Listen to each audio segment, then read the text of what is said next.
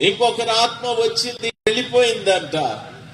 ఏదయ్యా, ఎందుకు ఈ వితర్కమైన బోధలు? దేవుని యొక్క వాక్యాన్ని రకరకాలైన కల్పితమైన బోధలు ఎందుకు చేస్తున్నారు? దేవుడు లేక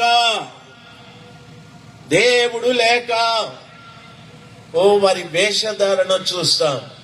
మంచి సూటు, బూటు, కోటు, టై అన్నీ ఉన్నాయి.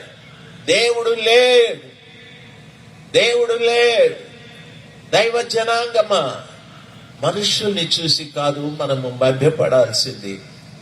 ఆ మందిరంలో నా యేసు ప్రభులు వారు ఉన్నారా? ప్రభువు ఉంటే ఆ మందిరంలో ఏం జరుగుతుంది?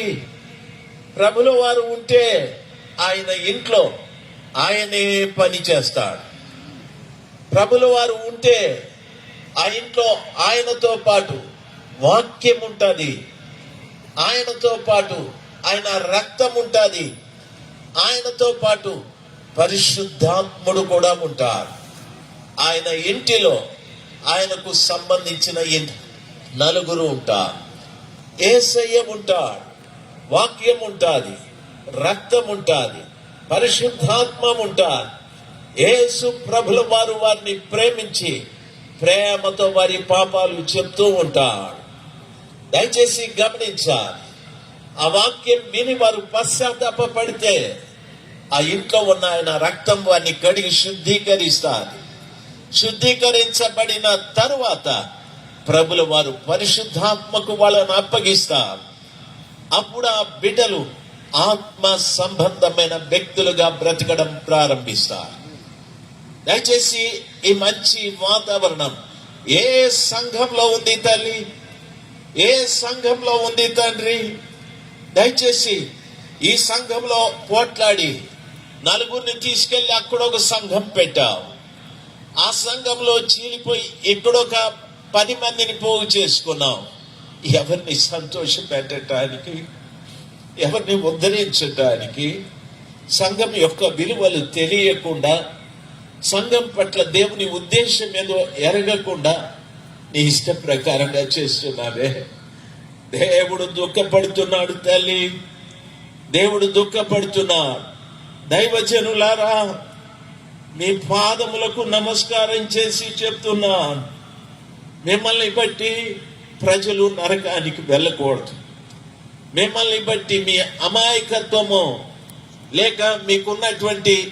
లేక ఉన్నటువంటి ఉద్రేకము, మీకున్న ఆవేశము, మీకున్న తెలియనితనమును బట్టి మీ ముందు కూర్చున్న బిడ్డలు పాడైపోకూడదు, వారు నరకానికి వెళ్ళకూడదు.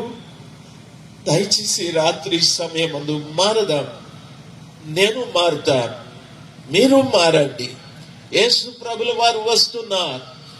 ఆ ఇంటిలో ఎంతమంది పరిశుద్ధులో, తాను ఎంతమందిని ప్రేమించాడో, ఎంతమంది ఆయన వాక్యం చేత పశ్చాత్తాపడ్డారో, ఎంతమంది ఆయన రక్తంతో కడగబడ్డారో, ఎంతమంది ఆయన ఆత్మతో నడిపించబడుతున్నారో, వారిని తీసుకుపోవటానికి ఆయన ఇంటికి రాబోతున్నాడు. ఆయన ఇంటికి రాబోతున్నాడు. వింటున్న దైవ జనాంగమా, నీ ఇంటిలో ఆయనకు సంబంధించిన వారు ఎవరు లేకుండా నీకు సంబంధించిన వారు ఉంటే ఎవరిని ఆయన తీసుకెళ్ళాడు? దైవజనుడా, ఎవరిని ఆయన తీసుకెళ్ళాడు? దయచేసి రాత్రి సమయమందు ప్రభులువా ఈ బొబ్బిలి పట్టణానికి ఒక హెచ్చరిక చేస్తూ ఉన్నా. ఎక్కడుంది ఈ బేతస్తా? ఎక్కడుంది? గొర్రెల ద్వారము దగ్గర ఉందని చెప్పాడు. రెండవ మాట, ఆ బెతస్తాలో ఒక కోనేరు కలదు, దానికి 5 మంటపములు కలవని చెప్పాడు. బేతస్తాలో ఒక కోనేరు కలదు, అక్కడ 5 మంటపాలు ఉన్నాయి. అందులో రోగులు ఉన్నారు, గుడ్డివారు ఉన్నారు, కుంటివారు ఉన్నారు, ఊచకాలు చేతులు కలిగిన వారు ఉన్నారు. 5 మంటపాలలో ఈ రోగులు కుప్పలుగా ఉన్నారు. అక్కడ విశేషం ఏమిటంటే, ఆయా సమయాలలో దేవదూత వచ్చి ఆ కోనేటి నీళ్లను కదిపేది. ఆ నీళ్లు దేవదూత కదిపినప్పుడు మంటపాల్లో రోగిగా ఉన్నవాడు ఎవడు మొట్టమొదట దిగునో వాడు ఎటువంటి రోగగ్రస్తుడైనా స్వస్థపరచబడును. దయచేసి గమనించాలి. బెతెస్దా ఒక శ్రేష్టమైన అనుభవం ఏమిటంటే, కుంటివారు ఉన్నారు, తర్వాత గుడ్డివారు ఉన్నారు, తరువాత ఊచ కాలు చేతులు కలిగిన వారు ఉన్నారు. ఆ యొక్క దేవదూత కోనేటిలో నీళ్లు కదలించినప్పుడు ఎవరు మొదట దిగుతారో వారు స్వస్థపరచబడుదురని వాక్యము స్పష్టంగా సెలవిస్తాది. వింటున్న దైవ జనాంగమా, ఆలోచించవలసిన విషయం, ఆ బెతెస్దాలో కోనేరుంది, కోనేటిలో నీళ్లున్నాయి. బెతెస్దా